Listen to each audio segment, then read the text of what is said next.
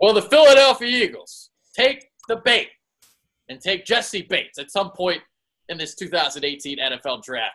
Safety from Wake Forest. We're covering a guy from Wake Forest. Brendan Albert is here. I'm Adrian Fedke. Who can you remember the last prospect from Wake Forest? Oh, man, Adrian, that's a tough one. Wake Forest is certainly not it's while yes, it is a Power 5 conference, it certainly is not one of those programs that we think about when we're talking NFL draft prospects. I got one. Aaron Curry. Remember him? Ooh, here's a good one. I got nothing else. All right. So the one thing that Jessie Bates does pretty good in coverage, he is a little raw, needs to work on his tackling. But when you think about the Eagles and the kind of safeties that they want cover guys. They want guys that can play in the slot. There's no evidence that he play in the slot because he played cover 2 at Wake Forest. But you can definitely see the range and the instincts in coverage.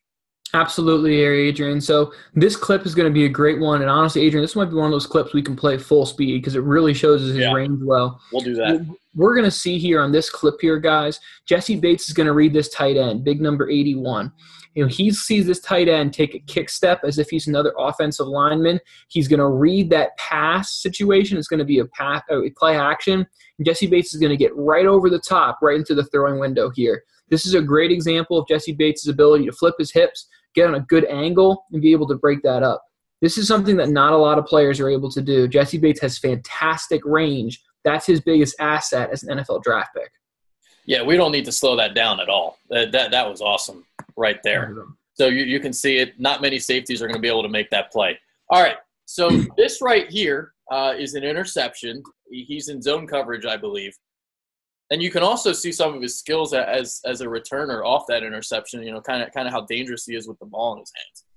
Absolutely. Safeties and corners now, it's become like not just a one thing like, oh, you got an interception, that's great. No, it's like expected you go to score. Me as a Baltimore Ravens fan, that's why I loved Ed Reed, because Ed Reed was able to not only pick it off, he's able to score points on you. Yep. So as Jessie Bates, this is one of those things, it's added bonus points. If you're able to be dynamic with the ball in your hands, that's a big, big bonus points for you.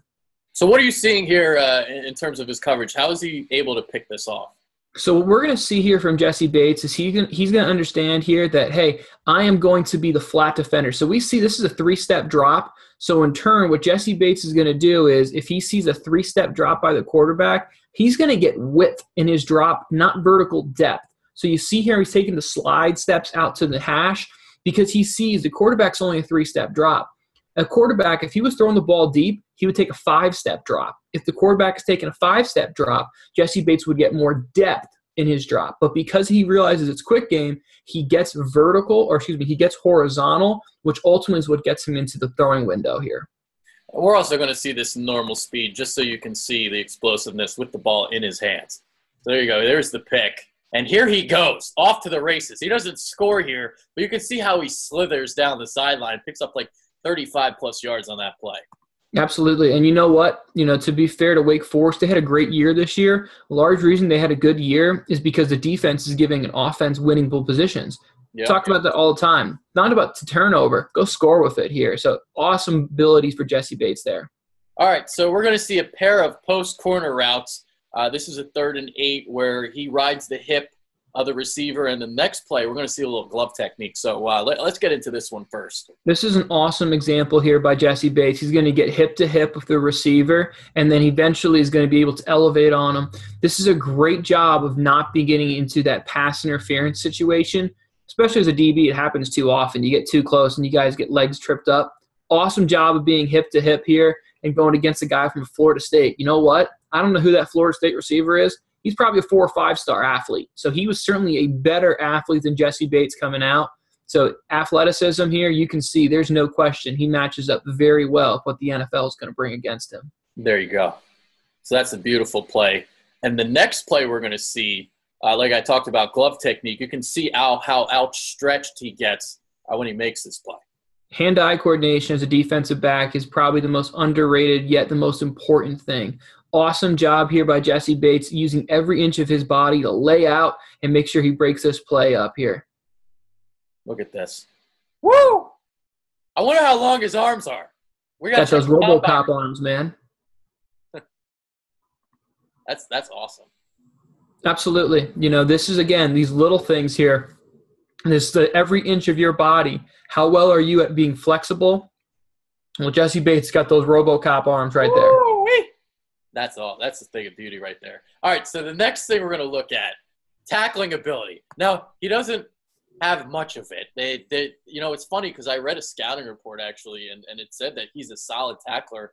When I watched tape, I didn't see it. I don't know what these people were seeing. I know his tackle numbers look good, per se, but that's why tackle numbers are kind of sometimes overrated. And this is actually one of the good ones. So we'll get the good out of the way first. I like Jessie Bates here, Adrian. So whoever you're reading is giving Jessie Bates good tackling numbers, probably also thinks Deion Sanders is the greatest tackling player of all time. Okay? I like Jessie Bates. This is not his cup of tea. He's not a great tackler here. This is one of his best tackles you're going to see, and he's just going to have to submarine and take down a ball carrier. Now, to be fair, as a corner or a free safety, you're not looking to be that thumper that the strong safety is, but this is a major concern for him moving forward into the league. Yeah, so you can see he fills the alley right there. That's a nice play. Good job by Jessie Bates.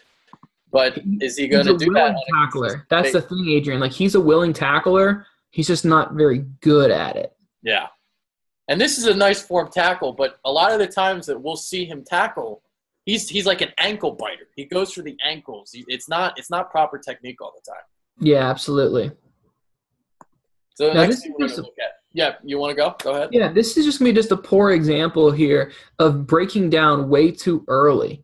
Now, when we break down as a defensive back, we have to break down and keep closing. You're going to see him break down right here, and he kind of feet stop.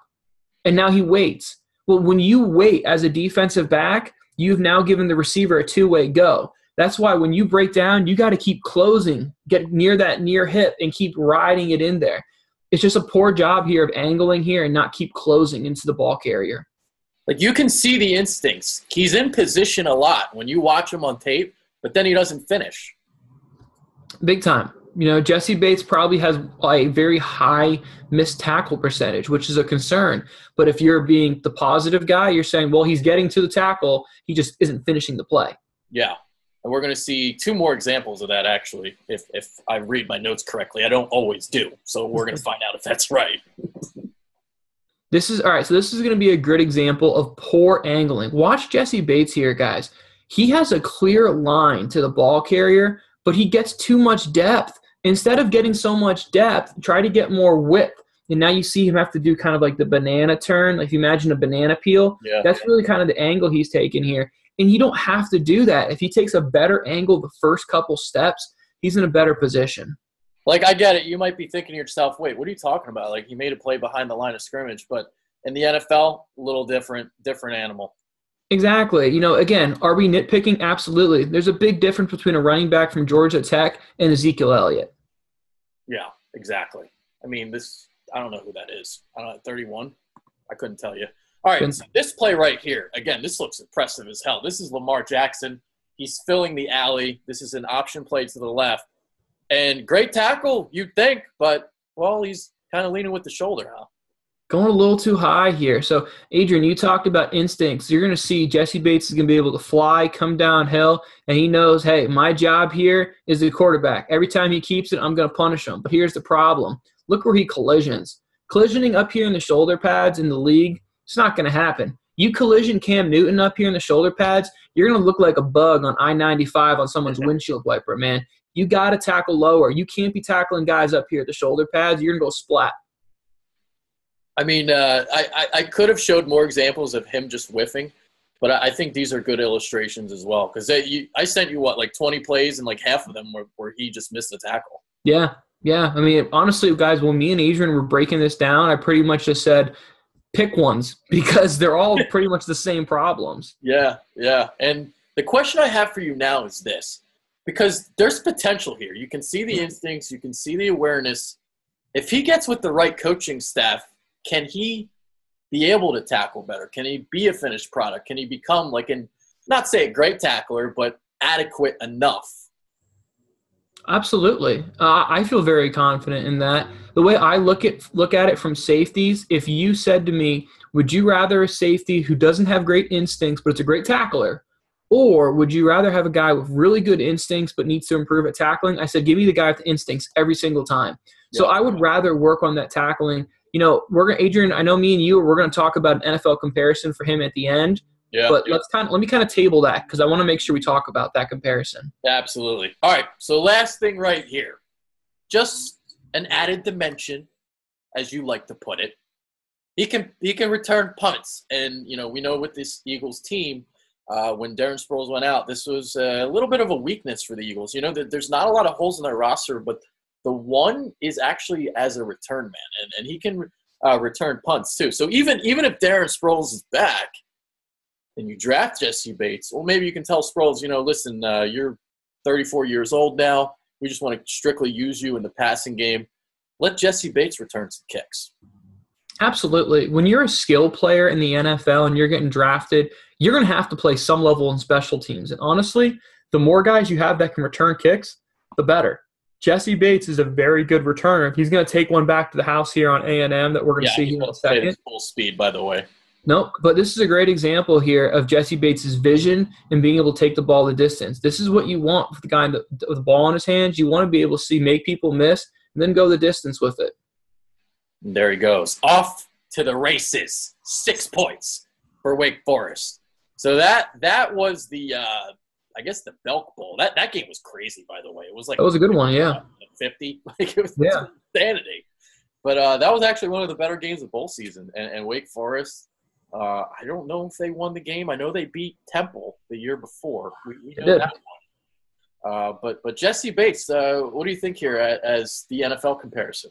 Well, okay, so the big NFL comparison here, if I am being positive guy, it's Earl Thomas, a guy who plays with a ton of range, great free safety, not an elite level tackler, but he at least gets his nose in there and gets it done. Earl Thomas is the high side. If I'm the negative side, it's Chris Conte. Chris Conte is one of those guys where I have never seen him make a tackle in the NFL where the ball carrier goes backwards. Every single time Chris Conte makes a tackle, he's absorbing it, running back gaining 2 to 3 yards. Now, Adrian, you talked about, can you teach this? I would say coming out of college, Earl Thomas was definitely a better tackler.